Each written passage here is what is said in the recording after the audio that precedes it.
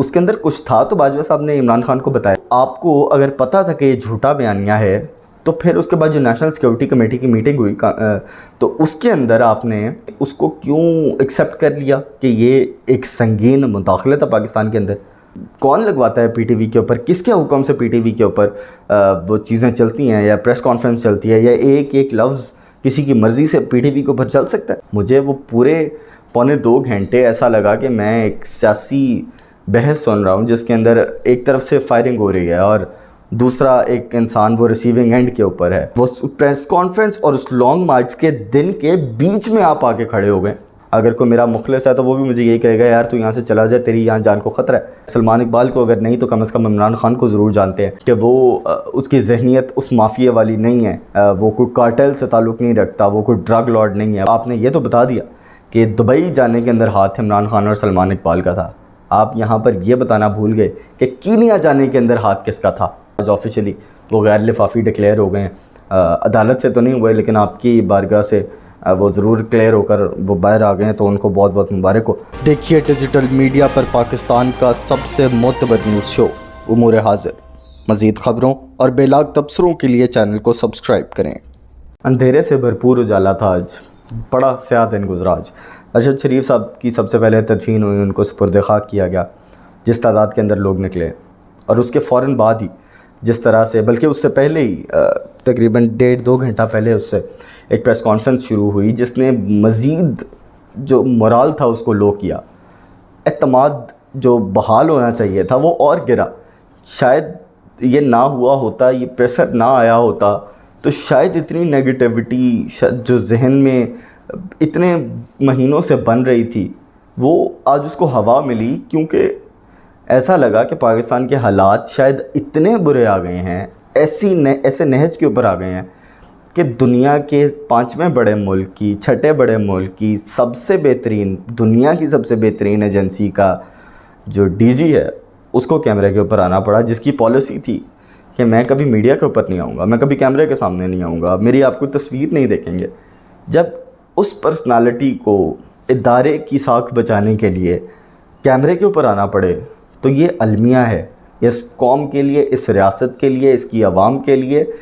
سب کے لیے المیہ ہے. سیاستدان کے لیے یہ المیہ ہے کہ ہم نے حالات کہاں لا کر کھڑے کر دیے ہیں، اور یہ ہماری سیکیورٹی کنسرنز اب آج سے مزید اس کے اندر اضافہ ہو رہا ہے. بہت کہا گیا کہ ہم نے فیصلہ کیا کہ ہم اے پولیٹیکل ہیں، ہم نے بڑا وقت لگا کر یہ فیصلہ کیا کہ ہم اے پولیٹیکل ہیں، لیکن مجھے آنیسٹلی اسپیکنگ مجھے 1 گھنٹہ 50 منٹ کے اندر کچھ بھی اے پولیٹیکل نظر نہیں آیا. مجھے وہ پورے 1.25 گھنٹے ایسا لگا کہ میں ایک سیاسی بحث سن رہا ہوں جس کے اندر ایک طرف سے فائرنگ ہو رہی ہے اور دوسرا ایک انسان وہ ریسیونگ اینڈ کے اوپر ہے. آلدو میں یہ جانتا ہوں کہ وہ 6 مہینے سے وہ نشانے کر رہا ہے اور آپ لوگ ریسیونگ اینڈ کے اوپر تھے، اور اس کی ایک لمٹ ہے، ایک حد ہے اس کی، جو کہ میں جانتا ہوں کہ بڑے عرصے سے کراس ہو چکی ہے. لیکن تھوڑی ٹائمنگ غلط ہو گئی ہے، آپ کو اس بات سے میری ایگری کرنا پڑے گا. تھوڑی سی ٹائمنگ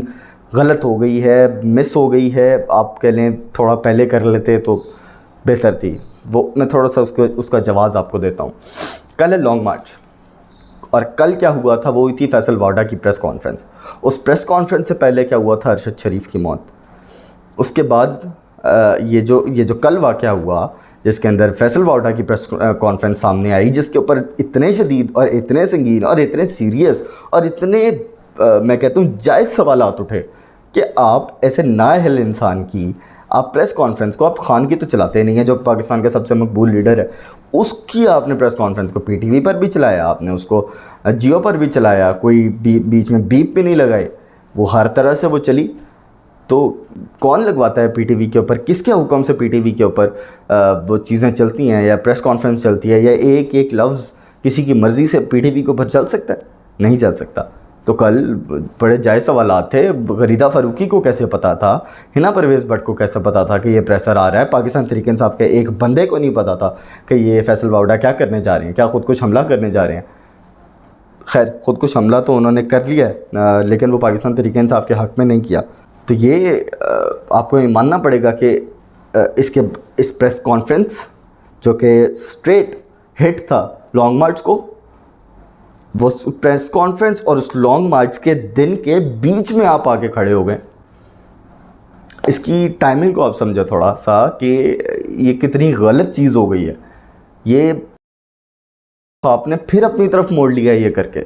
اگر کوئی تحریک انصاف کا سپورٹر جو لانگ مارچ پر جانا چاہ رہا تھا، اگر اس کو یہ لگ رہا تھا کہ اگر اس کو نہیں بھی لگ رہا تھا کہ فیصل وافڈا کی پریس کانفرنس لانگ مارچ کے خلاف تھی یا اس کو روکنے کی ایک سازش تھی، تو آپ نے آج یہ کر کے اپنی پریس کانفرنس کر کے اس کو یقین دلا دیا کہ ہاں وہ پریس کانفرنس اسی کے لیے تھی، اور آج بھی جو کیا گیا وہ اس لانگ مارچ کو روکنے کے لیے ہے. تو بڑی ایک الارمنگ سچویشن ہے جس کو آج ٹیکل کرنا پڑے گا، آگے بھی چل کر آپ کو کرنا پڑے گا، کیونکہ اس کے اوپر بہت سارے سوالات اگلی پریس کانفرنسز کے اندر بھی آپ کے ساتھ ہوتے رہیں گے. آلدو ہم امید نہیں کرتے اور ہم پرسنلی طور کے پر یہ نہیں چاہتے کہ ڈی جی آئی کو دوبارہ کسی بھی مومنٹ کے اوپر کیمرے کے سامنے آنا چاہیے. وہ ایجنسی ہے، اس کا کام انٹیلیجنس سے ریلیٹڈ ہے، اس کو اس طرح سے کیمرے کے اوپر آ کر گفتگو نہیں کرنی چاہیے. خیر،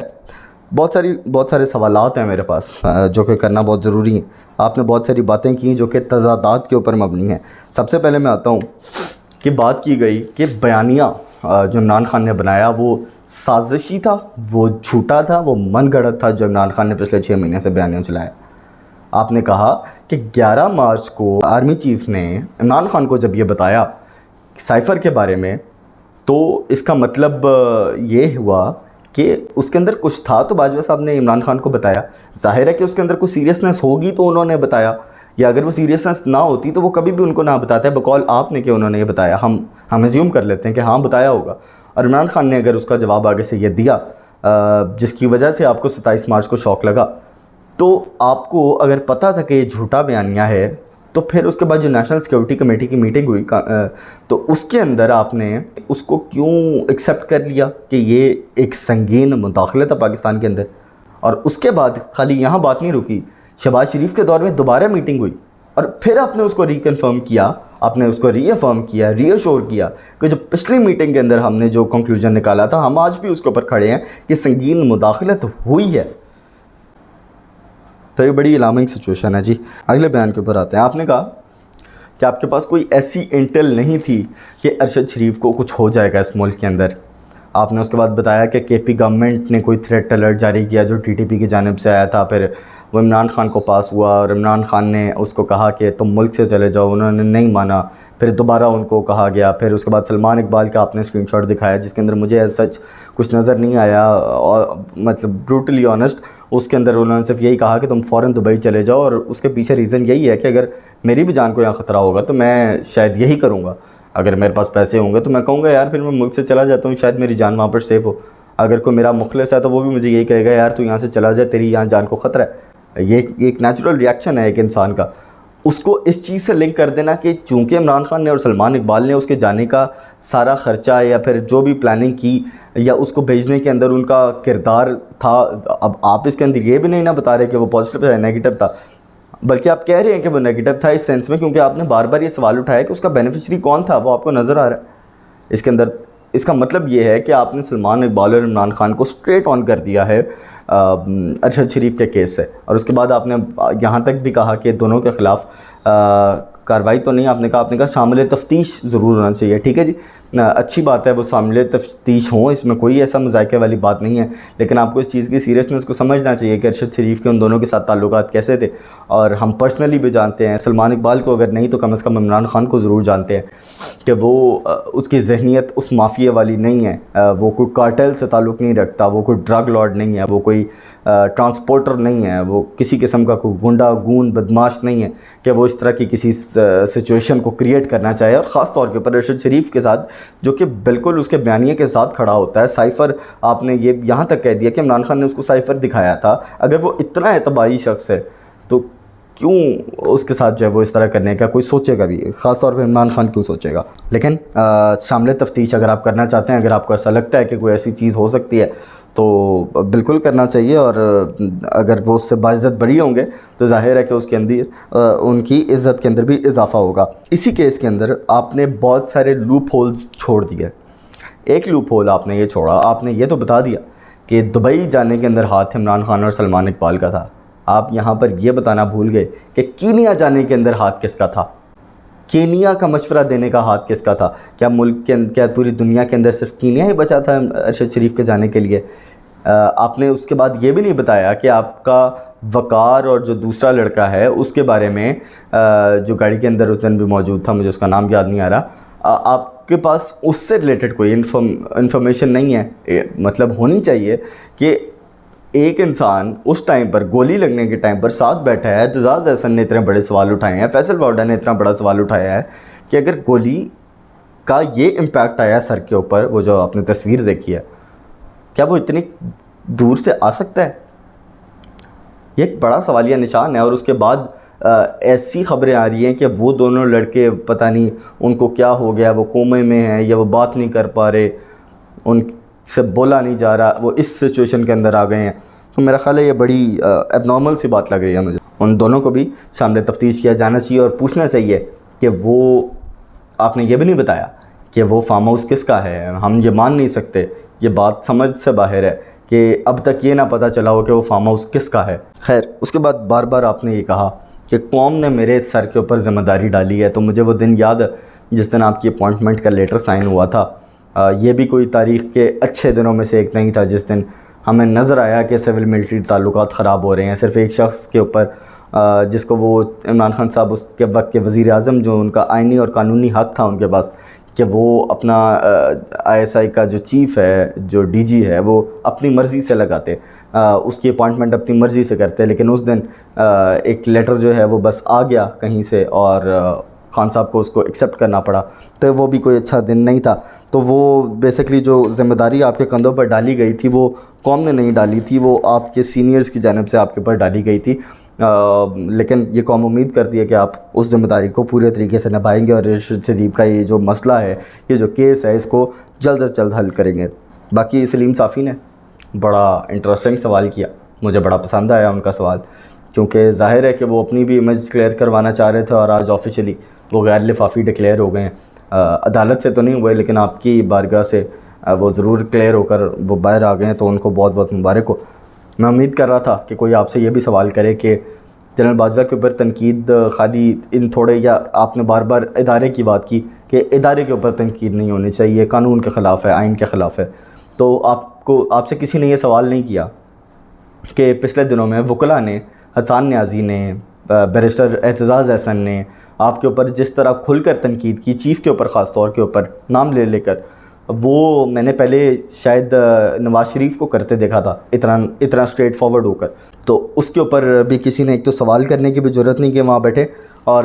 نواز شریف کے اوپر بھی کسی نے سوال نہیں کیا کہ باجوہ صاحب آپ ذمہ دار ہیں، ہماری چلتی پھرتی حکومت چلتی ہے، حکومت کو گرانے کے، آپ کو جواب دینا پڑے گا۔ اس سے ریلیٹڈ بھی کسی نے سوال نہیں کیا کہ ان کے خلاف کیوں نہیں کچھ کیا گیا۔ آج بھی وہ پاکستان کے چیف کا فیصلہ جو ہے وہ آج بیٹھ کر کریں گے، جو پچھلے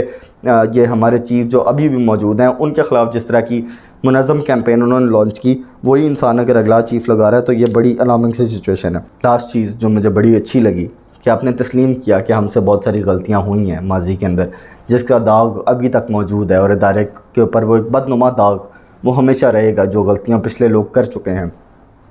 لیکن اس کے اوپر آگے چلتے ہوئے آپ نے کہا ہاں مجھ سے غلطیاں، ہمارے ادارے سے غلطیاں ہوئی ہیں، لیکن ہمیں غدار کہنا ٹھیک نہیں ہے،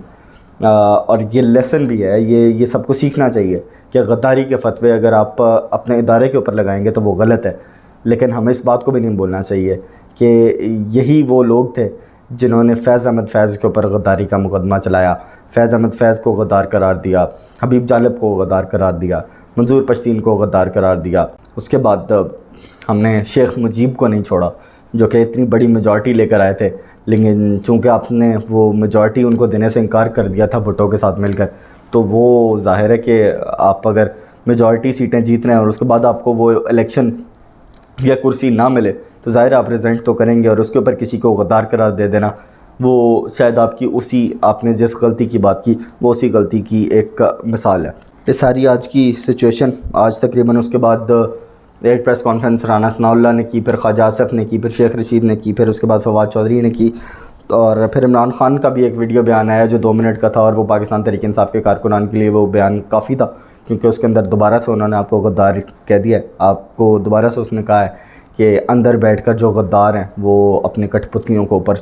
سجاتے ہیں. تو میں تو یہ کھل کر کہہ رہا ہوں کہ عمران خان نے وہ آپ کو ہی کہا ہے، جو کہ عمران خان کو نہیں کہنا چاہیے. غداری کے فتوے وہ کسی کے اوپر نہیں لگنے چاہیے، خواہ وہ سیاستدان ہو، خواہ وہ کوئی فوجی ہو، خواہ وہ کوئی سویلین ہو، خواہ وہ کوئی ایکٹیوسٹ ہو، کسی کے اوپر غداری کے فتوے نہیں لگنے چاہیے. اگر کوئی غدار ہے تو اس کے خلاف ٹرائل ہونا چاہیے، اس کے اوپر وہ ٹرائل ثابت ہونا چاہیے اور اس کو پھانسی کی سزا ہونی چاہیے. فی الحال محمد امجد کو دیجیے اجازت، دیکھتے رہیں گے امور حاضر. اللہ حافظ.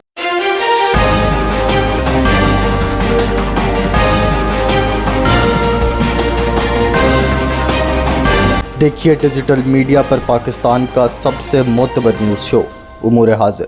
مزید خبروں اور بے لاگ تبصروں کے لیے چینل کو سبسکرائب کریں.